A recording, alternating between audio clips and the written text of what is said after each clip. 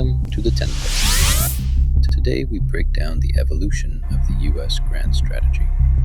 For more than a century, the United States has followed one core idea in global politics: prevent any single power from dominating the world's key regions. This long-term vision is known as America's Grand Strategy. From continental expansion to World War II leadership, the Cold War, the War on Terror, and now strategic competition with China. And the strategy has changed, but the mission remains the same. At the heart of this strategy lies a crucial focus on Eurasia. U.S. policymakers have long recognized that any nation controlling Europe, the Middle East, or Asia could potentially dominate global trade routes, energy resources, and critical military positions. This concern drives current U.S. efforts to counter Russia's influence in Eastern Europe, Iran's ambitions in the Middle East, and China's growing power in Asia. The strategy reflects a deep understanding that such regional dominance could pose significant threats to America's security and economic interests. The U.S. Grand Strategy rests on three fundamental pillars of power. First, command of the seas through the U.S. Navy, which controls ocean routes carrying 90% of global trade and enables rapid military response worldwide. This maritime dominance ensures America can project force anywhere within hours when needed. Second, a comprehensive network of strategic alliances and partnerships, including NATO to counter Russia, partnerships with Japan, South Korea, Australia, and India to balance China, and cooperation with Israel and Gulf states to contain Iran. These alliances enable the United States to shape global power dynamics without engaging in constant warfare.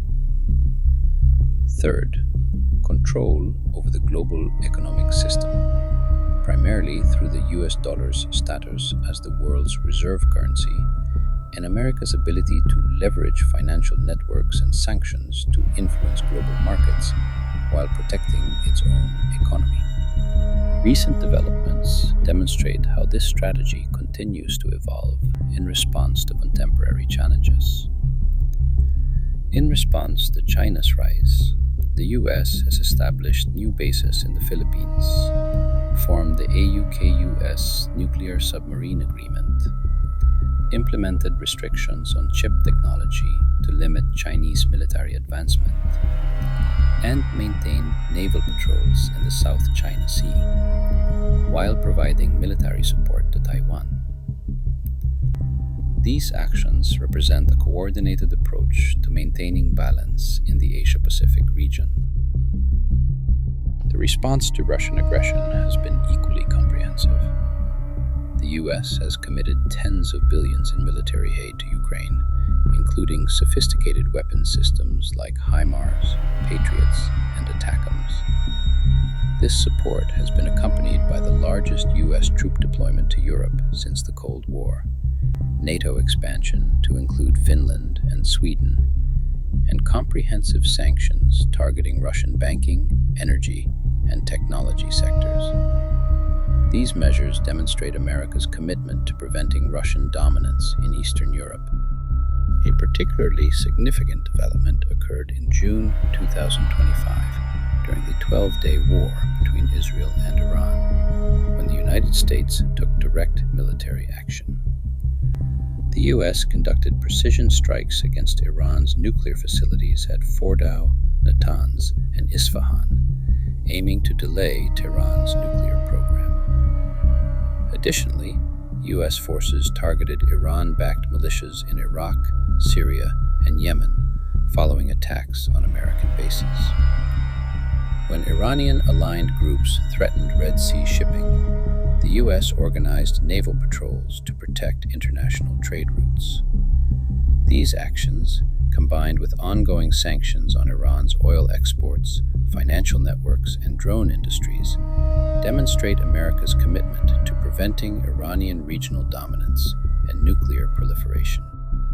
The enduring principle of America's grand strategy isn't about establishing global hegemony, but rather about maintaining a balance of power that prevents any rival from fundamentally altering the international order.